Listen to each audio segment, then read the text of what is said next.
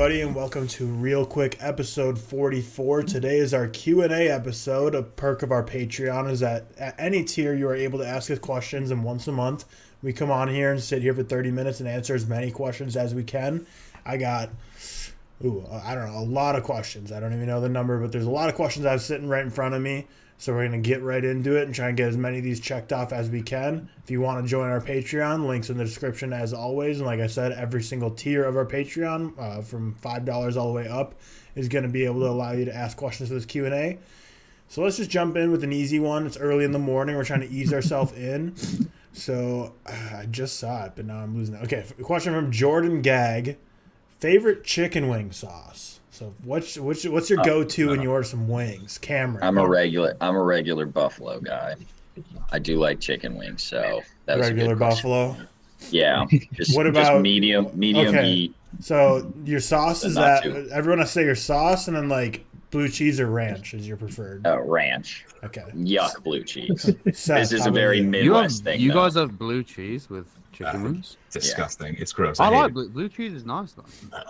No. Yeah, it's like a pretty common thing here. Man, I don't know. I don't really get them often. I'd probably say that's a bummer. Probably say. Don't go to George. Go to George. I need to think about this. George. Sorry, I thought I was starting with an easy one. Yeah, that shouldn't be that hard of a question. I'm barbecue through and through. Like honey barbecue or sauce. Any type. Okay. I don't like blue cheese or ranch though at all. Ranch, you don't like? I don't like either. You have blue cheese sauce on it. I don't put shit on. No, but I mean, like, is that a thing there? Because that's not really here. Okay. Yeah, For me, isn't blue cheese just mold? Yeah. Yeah, all funky cheeses. I mean, most cheeses are mold, I'm pretty sure. Yeah, but like blue cheese. Blue cheese is nice, man. I love blue cheese. Small portions. Blue cheese to me, I prefer that over ranch for sure. I don't dislike ranch, but I don't eat it ever. Like, I just don't prefer anything. It's an extremely Midwest thing to just like love ranch, and I acknowledge that, but I fucking love ranch, so... My wing sauce though is garlic parmesan. That's my favorite for sure. Really? Good garlic parmesan. Can I tell you guys something? The other day I made wings, maybe like a month ago at this point, and I made garlic parmesan wings, and I forgot the parmesan. Garlic wings. Yeah. So it wasn't great. If I'm. Why do you call it parmesan? What do you call it? Parmesan. Parmesan. There's no Z in it. Have you guys ever seen that TikTok where they ask each other what their favorite cheeses were, and like the first two answers are like super normal, like Parmesan, mozzarella, and then one of the kids goes Colby Jack, and then the other kid's reaction is like Colby Jack. Yeah. Colby Jack is a very mid cheese. I will say that. Seth, did you come up with your answer? Yeah, I'll go. We ordered some recently. Do you guys have sriracha over there? You do, don't you? Mm-hmm. Yeah. So sriracha and like a honey roasted. Isn't sriracha more of like a hot sauce? Yeah. But where when I ordered it, you can get it baked in, that kind of thing, like roasted, whatever. Yeah, and there's like honey. Yeah, there's a lot of like honey sriracha sauces and stuff, and good combo. I'd probably go for one of them too. Okay. Moving on to the next one. We'll go to Relapse. What's the worst movie theater experience you can remember? I feel like we probably all had one like within the past like calendar year that we all had a pretty bad one. Yeah. I'm trying to think if there are any like worse ones. Yeah. I haven't had like I didn't love Skinamarink, but like the theater experience wasn't. No, but that's just the film though, isn't it? It's not just like the film. The Creed 3 one was pretty bad. Where they were just narrating basically the entire time. Mine was definitely Megan. It's just like horror movies need to be rated R purely just to keep out the high schoolers. Like that's the only reason that I need. Yeah, but even if they were, do you guys get like ID'd often? You know, if like they look quite young. Like it doesn't really happen every once in a while. I didn't get ID'd for. You do? Well, yeah. Really? I get the only time I get ID is because with the AMC like A-list membership, if you go see an R-rated movie, they're like required to ID you. I've never been ID'd. I don't think it happens here that much, to be honest. I didn't get ID'd for whatever movie we just saw. I literally can't. Beau's Afraid, but I feel like I've been ID'd for most. This isn't even like a poor theater experience. It's just a poor, shitty staff at a movie theater. I was in like, I don't know. I went to see The Expendables with like 3 of my friends. This was before I was like of age to see an R-rated movie. So my friend's mom brought us, and like she walked into the theater, like to make it seem like she was watching the movie with us so that she could get in. And then when we were in, we left. And then one of the theater employees like came in, noticed that the mom wasn't there with us anymore, and kicked us out. And then my friend's mom came back freaking out, like screaming her head off, like cursing this guy out, saying like he's yeah, literally. I'll go with when I went to see Men. When did Men come out now? Was it like probably 2022? Maybe it was about a year ago. 13, 14 months ago. I don't know. It was last year. Yeah. I went to see it with my mom, and it was a nightmare. So there was this couple next to us first of all, and they were just talking throughout the whole 30 minutes, and then I politely, not so politely, told them to shut the fuck up because they were really annoying. And there was the people in front of us who wouldn't shut up, so my mum told them to shut up.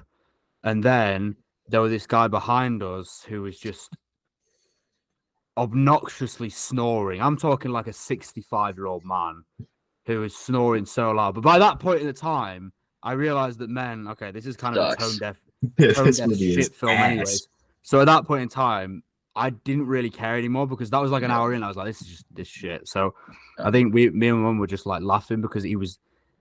I've never heard a man snore that loud in my life. So if anything, maybe that wasn't my worst experience. If that was a good film, it would have been worse. But the first two couple, they were just annoying. But the guy snoring was actually quite funny. But if I'd liked the film, my Men experience was so funny because like people just kept laughing the whole film, and I was like, "This the end sequence." Yeah, like usually I'll be like, "All right, like."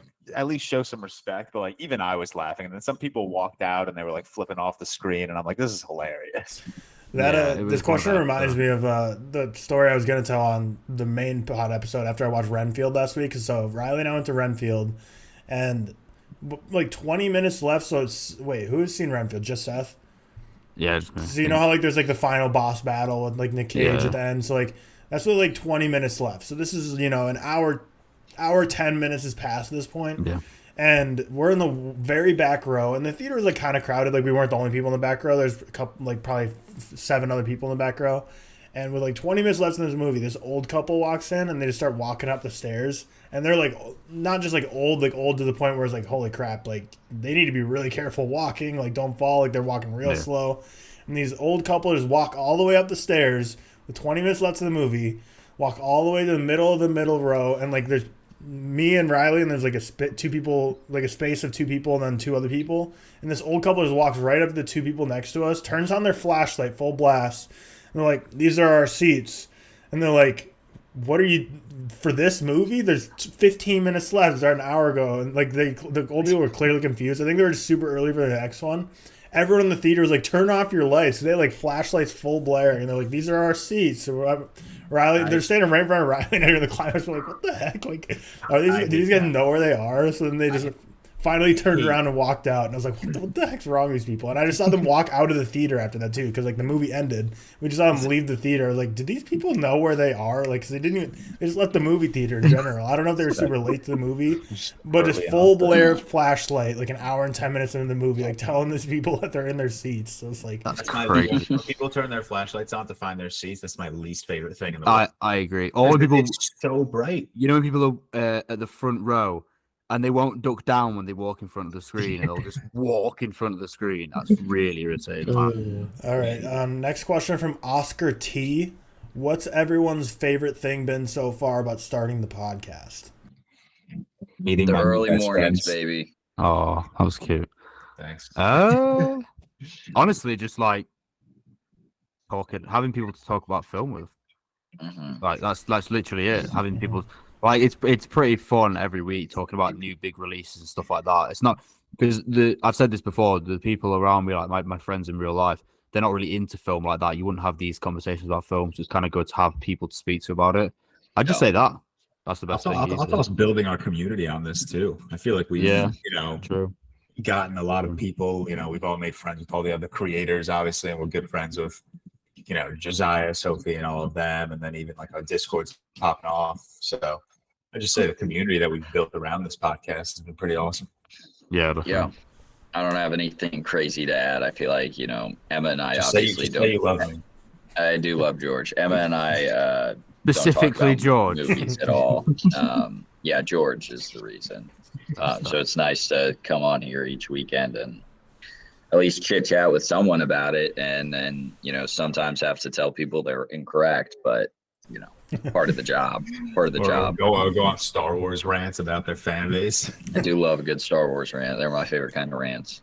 No, yeah, it's definitely been good just building the community. Like, it's so cool every time we go into the Discord. There's just so many new messages, but then also like just like being able to talk ball with people like about movies. Like, definitely don't really have Talking that in my life. Like, none of my friends are like that into movies.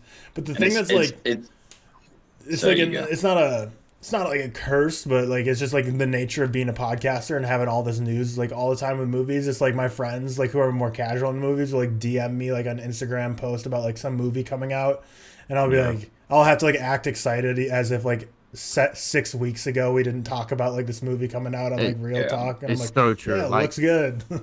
When I see like friends in person, they'll like, because they know I do TikTok, they'll speak to me about how good like Black Adam was, and it's like I have to try and be that guy who's like, yeah, it was all right. Yeah, do you know what I mean? Because I don't want to make them feel bad. But it's like they're not into film that much. They're more into just commercialized cinema, which is fine, obviously. My friends, it's quite hard to speak to. But all of my best friends from college are like huge Fast and Furious fans, and Fast and Furious. Yeah. They hate that I do not like Fast and Furious. Fast and Furious just stinks, though. Facts. This is just true. buns. Ethan Doherty asks, best holiday destination you've went? Are we saying holiday, just like vacation? Yeah, just like what's your favorite vacation destination you've went to in your life? I'd say I went to, when I was like 15 to 16, I went to Cuba with my dad for like 3 weeks. That was pretty amazing because we did like all. That's a flex because at that point, like when you're 15, 16, I don't think anyone in America would have even been allowed to go to Cuba. Yeah. No, well, I'm not American. Right, that's what I'm saying. It's a flex. Really? Everyone else listening. Yeah, really. Like we did like a few different big cities, and then we also went to like a private island thing, which was very nice. And it's something that my dad wanted to do for a long time, and it was nice getting away, and it was just completely different because not only did we do all the touristy shit, we also went to so many places because the 3 weeks is quite a long time. Yeah. So that was probably the most like best interesting experience I've been to anyway. I want to say coolest place I've been to is the Bahamas. I'll be right back. I'm gonna guess Bahamas was for his honeymoon, but I'm gonna also. That seems to be a popular honeymoon destination, especially for Americans. I swear. I don't know. I feel like most. Yeah, fair. I have my entire dad's side of the family lives in Jerusalem, so we've been there a couple times. Oh, really? Yeah, I didn't know that. Interesting. In the old city, I haven't been there in a while. I think since 2014. But love going there all the time. Seth, me and Victoria's London trip. I loved our time there, honestly. Yeah, you got to meet me. That was I got to meet Seth and Josiah and Adamson. So hell yeah. That was good. Wait, I didn't know. So is your mom Greek? My mom is Greek. My dad is Greek Palestinian. Interesting. For me, best place I've gone is probably either Costa Rica when I was in high school, or I really enjoyed going to Whitefish, Montana, like 2 years ago. Basically, like we were going on a snowboarding trip, Riley and I, just us two, for like Christmas, New Year's time frame. But like 4 days before we left for the trip, I dislocated my shoulder.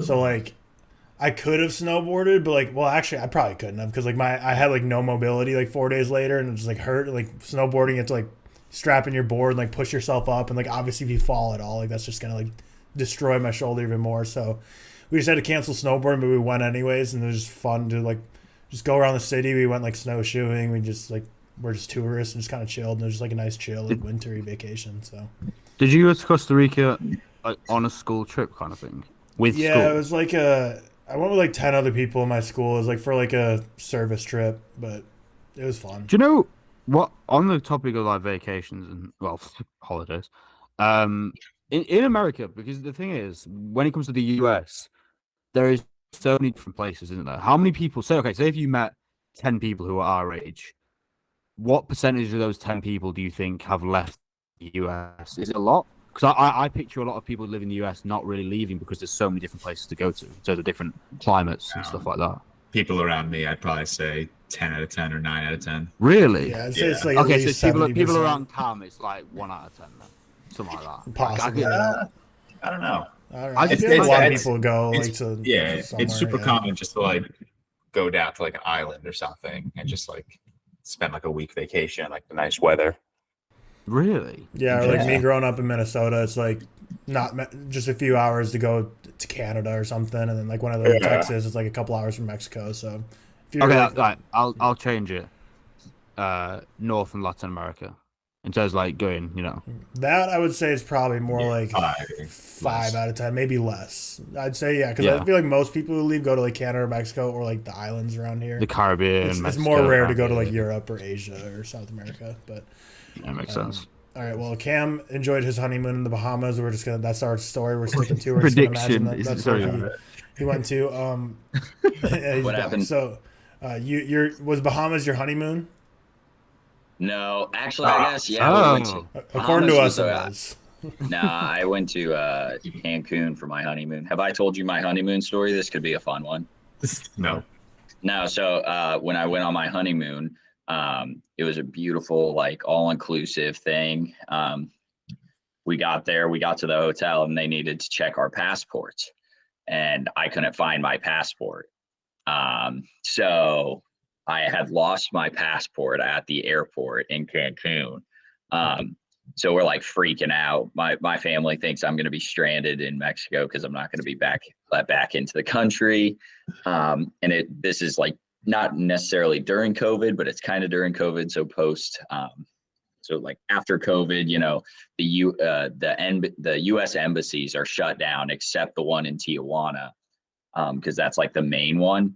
So everything else is shut down because of COVID. And so for like 2 days, we're trying to figure out where my passport is. We went to a U.S. embassy and figured out that it's shut down. We're making plans to fly like 2 hours to Tijuana. My dad's like making plans to fly to San Diego to see if he can like, I don't know what his plan was, but he was freaking out. And eventually like we came back to the hotel. Eventually like someone had turned it in at the airport. We had like this worker at the hotel staff. He was calling the airport. And eventually they found it. They turned it into the like lost and found at the airport, thankfully. And then it was a good trip after that, but don't lose your passport when you're out of the country. I would be panicking so much in that situation. Ever since seeing Sicario, like just Mexico, you don't want to mess with the wrong parts. that movie single-handedly made me just like terrified of getting tied up in the wrong stuff in Mexico. So.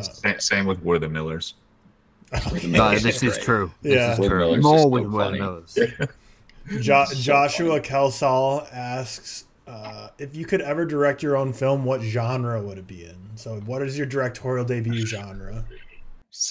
Coming of age. Sci-fi's. You gonna say that's a big step, George? That's a tough start. That's why I hesitated. Because that'd be a tough way to start. So I think comedy or coming of age, I think would be my coming of age seems to be one that a lot of directors do. I feel like horror is another one a lot of people start with too. I've always said that I want to do. I don't want to be a director or anything, but I'd like to do a horror short, maybe like a 10-minute short, one of the ones you see on YouTube. By the time I'm like in the next 5 years, so we'll say a horror short would be like my idea. I might just record my wall for the next 10 minutes and call it Skinamarink Part 2. No, mine will be levels, bro. Mine will be scary. Yeah. Do you guys have any interest in directing? Or I guess Tyler, answer your question first. Sorry. I would say, I don't know, probably like maybe a rom-com. I feel like the most difficult ones would be a sci-fi or like a musical. I feel like it'd be a very hard first one. See, I feel like anything romance would be tough. I feel like anything would be tough. Comedy, I would say comedy and horror are probably like, and like the drama would probably be the easiest. I don't know, horror, there's like, you think about how many bad horror films there are to good ones. I think horror's tough. It depends what your goalposts are. Are you trying to make an 8 out of 10 on IMDb, or are you trying to make a profitable movie, or like what's like the end goal? Well, it's pretty easy to make a profitable movie. I can make a profitable movie. Right. Just slap the Marvel logo on anything and you're good. We truthfully, all of us can make a profitable movie, because if you think about it, we could just spend $5 shooting something, and we could get a couple patrons to buy it. We'd be profitable filmmakers. We are filmmakers. I could twerk in it for free. That gets some views. I will say I have no interest in like making a movie at any point, but the only thing I've ever had like some small set of interest in is I could make an office type comedy, workplace comedy with my work. I work in an environment that's pretty funny at some points, and I think I could make a comedy just based on like stories from my work. But you should do it one day. You should write one. Maybe one day I'll write a pilot for it. But we can be the actors. You can be the screenwriter. The Raiders boys Shoutout. Yeah, they did a short film. And a big production, wasn't it? Yeah. They sent it to me to watch, and it was actually really good. And like I've never considered like writing or directing, but as I was watching this, I was like, damn. They sent you to what? I'm fucking messaging them now. I want to see this shit. Is it like out? Maybe I shouldn't have said that. Out? No, it's not out there. They're waiting to distribute it to festivals before they distribute it to the public. Nice. How long is it? Like 10 to 15 kind of thing? It's like 20. Oh, is it? 25 maybe. But no, I was like, and obviously they posted like so much like behind the scenes stuff. Yeah. And it just seems like they had such a cool experience making it. And I was like, damn, this looks like an awesome time. Like this is pushing me towards like writing a screenplay. Did they say they enjoyed it? Yeah. Okay, interesting. They love the experience. I don't know if you guys tuned into like their live show. The live show. Yeah. I saw a bit of it. I think it's out on their YouTube to the public now, but you should watch that. They talked about it a lot. Interesting. All right. Nathan Goffnet says, what is the most undervalued aspect of a film? And for me, like there's one I'm super sensitive to that I notice all the time, like every movie, and that's when there's dialogue and like there's two characters and one of them like is like you see the back of their head and you can like tell their mouth isn't completely matching up to the words coming out. Ruins it every time for me, takes me out. And it's not like I notice it in like almost every movie at some point. Like I get it, it's probably like super hard to like mix dialogue perfectly, but even in some of the biggest productions, like I'll notice instances where like the mouths are just clearly not matching up with the dialogue. And for me, like being able to match that up is undervalued.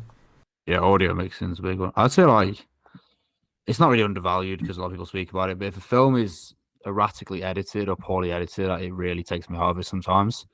I think editing's a process that probably goes undervalued. You don't wait. So what was the question? Sorry. The most undervalued aspect of a film. Okay, so like kind of like I was thinking kind of like underrated. Well, I guess so. It'd be like the one that people I don't think it's undervalued because it's like it's one of the bigger Oscar categories in the tech space, obviously. But like, even if a movie is bad, if the production design is there, I do like that. Yeah, I'm still like, we'll get into it. We're going to talk about Age of Innocence tomorrow. That's actually a really good point. To Age of Innocence. Yeah. So like, but I don't think it's undervalued. I just think it's something that maybe I hold a little higher than most. This is the same with me in like editing. It's a major Oscar category, so it's not undervalued or underappreciated, but it's like one that I think annoys me when something's put erratically or poorly edited more than it annoys most people because it just bothers me. Yeah. And I think, like George said, if a thing has good costume production value, good production design, good sets, but I'm not that favored into the story, I'll enjoy it a lot more because of its effort with the production. So I probably enjoy it as well. Again, this is not a small thing. This is not like an underground thing by any means. But I think for me, if a movie has a great score in the sense that like I don't listen to movie scores a lot. Like you all listen to movie scores, but like fucking Babylon, that score, I enjoy a movie a whole lot more if they bring a score that I'm gonna fucking love for actually listen to while not, in a movie, obviously. Did you see my TikTok story last night, Tyler? No. I was at the bar or whatever, and they were playing live music, and it was just "Play Voodoo Mama, Cowards." I saw your tweet where you told people to play Dua Lipa. Yeah, damn right. And I got Dua Lipa played. I don't think it's undervalued, but the fact that there's no Oscar category is just stunt choreography. Yeah. Especially if you're an action guy like you are. Like that, I value that so highly. Josh Anytime Hines there's a one asks- take, I think Oh, I'm. good. Oh yeah, any one take scene is Any one definitely take under. shoots me out, man. That stuff gets me. Extraction 2 about to win Best Picture. Yeah. What do you guys enjoy other than watching movies or hanging out with your significant others? Like, what do you do? What do you guys do outside of that? I think we can guess each other's. Drinking. All right. I'm not George. like as alcoholic. George playing tennis. Tyler. Valid. Tyler's Tyler's sports. Tyler's a sports guy. Probably Yeah, American football. but Tyler's doing double features every other day. Triple Yeah. features. Triple features. So yeah, He's got movies and 3 monitors in front of movies him. and my significant other is most of my life because when I'm not doing that, I'm probably editing podcasts or like social media Work, yeah. relating to movies. So yeah. Yeah. If I had time, all the time in the world, that was not like if I didn't have to watch any movies or didn't have to take care of my kids / hang out with Emma, I would golf as much as possible and probably play a lot more video games. Yeah. That's a good one. Listen, everyone listening, you have to understand we got full-time jobs, you know. It's tough to That's what takes up most of my fucking life. Yeah, that's what takes up most of life. But obviously Seth and I will toss working out in there. I feel like it's a decently big part of our lives. Yeah, I've actually got a few. Actually, so I got film, UFC, obviously. UFC. Did you know I like UFC? No idea. I don't speak about it. Low key thing. Yeah, video games and then gym as well. I actually don't know how I fit it all in thinking about it. I get DMs all the time saying like, bro, how do you do it? Yeah, and I'm like, it's not that hard. It's such a routine now that it's so easy for me. Yeah. Right. It's If kind I of like you just started do it, now, you know? Yeah. Wake up, go to work, go to the gym, come home, hang out with Victoria, watch a movie. So, Boom. Four things that I do in one day. Yeah. Boom. Beb asks, what's the first foreign language film you guys watched? And for me, I'm going to have to think about this one because I don't know. I if remember exactly mine. It was, I think my first one was Spirited Away because I got introduced to that really, really young. That was up there for me. I think I watched. When did Pan's Labyrinth come out? 2006. Okay, I think I watched Pan's Labyrinth when I was like 10, which was I was- literally a bit young. That would probably be Pan's Labyrinth. Quick with that. Say again, sorry. I'm just saying, I was quick with that. I know my movie. Did you say 2006? It was 2006. I That did was say- good. Thank Yeah. you. I think I watched that when I was like 10, so 2008. Which, admittedly, a little bit young. I remember the guy with the eyes on his hands freaking me the fuck out when I was that age. Spirited Away. I don't know if I could pinpoint like the exact first foreign language movie I watched, but like my dad always watched like Shaolin Soccer and Ip Man, and I was Ip Man's probably up there for me as well. yeah, actually. like that's got to be like one. I'm trying to think of if there's like any like Greek movies that maybe I like saw. Like I definitely like I go into my grandma's house. She always had like Greek stuff on in the background, whether it was like her soap operas or just a movie playing. So I've not I gone don't know. to at all. Do you, I cannot pinpoint. I'll say Pan's Labyrinth because I feel like that's the first like movie that I vaguely like remember actually watching, like sitting down watching this movie not in English. But I don't know. I cannot pinpoint the first movie I've ever seen that was not in English. Doug, if you're watching, I'm sorry for this conversation. I think I'm probably the most recent because yours was last year, wasn't it? Yeah, because I'm a bigot, but And just put on Avengers Endgame and put French subtitles over it. I think mine may have been Spirited Away or My Neighbor Totoro. I think Spirited Away, like anime ones, are quite. It was definitely an anime. Yeah, I think My Neighbor Totoro. I think I watched really young as well. Actually, that's a great film. Yeah, Really, those are the only two I probably saw before like 15. I don't know. I might have been just as old as you. I can't really remember anything prior to like Spanish class in like 9th grade watching like Selena, or we watched a ton of other old Spanish stuff that I just don't remember the names of the movie at this point. But I think probably like 9th grade watching like Spanish films. I don't really remember anything before that because I didn't really ever watch anime growing up, and if I did, I probably watched it dubbed instead of subbed, so that wouldn't really count. I'm like I'm trying to go through like my list right now and like see that. Like, truly, I just don't know which is the first I ever saw. I remember watching Amelie, the French like romance. Yeah, that's one my mum loves, and she showed me that like really young. It'll be Amelie, Pan's Labyrinth, or Spirited Away. One of them, I think. Yeah, I don't know. I wish there was a way to take out. Sorry, never mind. Keep going. Let's see. Next up, let's just say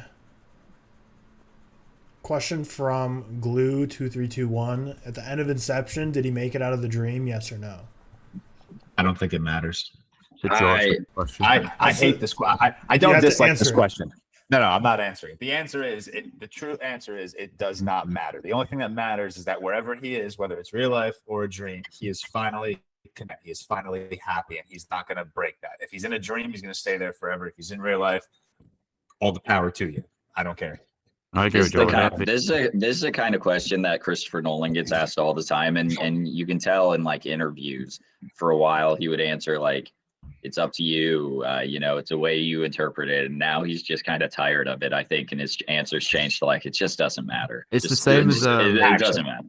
It's the same as Tarantino when he gets asked what was in the briefcase in Pulp Fiction. He's just bored of it now. Yeah. It's like, I don't know. I think he's in real life. That's my guess. Oh, interesting. I don't know. I don't have a guess. My guess is that wherever Cobb is, he's happy, and that is what matters. Yeah, that's fair. His kids just chilling. That's fair. Shout out Inception, best movie of the 2010s. Chill. Luke Durhog asks, do you think Robert Pattinson, when all is said and done, will be better Batman than Christian Bale? Yes. I'd say yes, because I don't like Christian Bale nearly as much as you guys. I actually like Christian Bale more now, but I think that's just Bale. I'm just blinded by the fact I loved Don as a kid. I think Robert Pattinson will be a better Batman. It's going to be very hard for, I think, Robert Pattinson to like come close to Christian Bale's like billionaire Bruce Wayne persona. I think he played like the early year 2 Batman very well. That was incredibly comic accurate, just being like this gloomy, dark guy. But like, I think in the next movie, we're going to explore him as like the billionaire. Like he's going to learn how to like put on that mask and hide everything. I don't know if he's going to come near Christian Bale for that, because Christian Bale played that character so well. It's just in the right hot take. I actually think Robert Pattinson could be like, how old's Christian Bale? Probably late 40s, I'm going to say. Yeah, it's got to be mid to late 40s. I don't think he's in. I guess 47. All right, okay. ready? Any guesses? I'm going 51. 47. I'm going to say 49. I think 47. I'm saying that, Tyler. We both have 40. Ooh, Mr. George Carmi, he's 49 years old. Okay, so I think Robert Pattinson is 36. I think by the time he's 49, he will be on the same level as Jesus Christian Bale. Christ, he's 36. I think he'll be on the same level. He's a as year Christian 2 Bale, Batman. I didn't realize he was that old. He's incredible. I think he's one of the best actors today. I seriously do. I think Robert Pattinson is one of the best actors of this generation. Yeah, I don't know if I'm pro Christian Bale though, so I don't know about like how good of a Batman he'll be. I don't know if the Batman universe can sustain how strong it was for the next 2 or 3 movies or 2 movies. I think it's like it's a trilogy, and that's it. I prefer Christian Bale's Batman because of his Bruce Wayne. That's the thing, isn't it? Bruce Wayne's a different question to Batman. Yeah. Right. Yeah. Side note as well, I also think Robert Pattinson will have one of the most interesting filmographies ever in like 20 years. The guy's filmography is so he already does. It's so interesting, his film. Like it's just so good. That's my friend. Answer. But that's my boy, you know. Yeah, it is. You guys are friends. It's the homie. Yeah, I think he will be, just because like I don't love Christian Bale's Batman. I think like his fight choreography is pretty bad, and like I can't. Everyone says that. I love his fight choreography. No, it's like like no, it's so bad. No, like that guy who posted that TikTok I is so like funny. I was like, I like him. Just like he only has one move at a time. Yeah. He's definitely the worst Batman for fight choreography we've had, but that's not really like no. The trilogy is bad. That's the major downfall of the Dark Knight trilogy. The fight choreography is terrible. Like him versus Bane was so funny. Like it's so good messy. every time. Y'all are silly. No. Y'all are silly. We'll end there though. That was a good chunk of questions. I think we only missed a couple of them, but thank you all for watching our Q&A episode. We got through like 33 minutes of questions, and so if you want to join for next month, just join the Patreon and become a patron, and at any tier you'll be able to ask questions, and we'll come sit once again a month from now and answer questions for another half hour. So appreciate y'all for watching. We will see you in tomorrow's ReelQuick episode, which will be reviewing The Age of Innocence. Have a good one.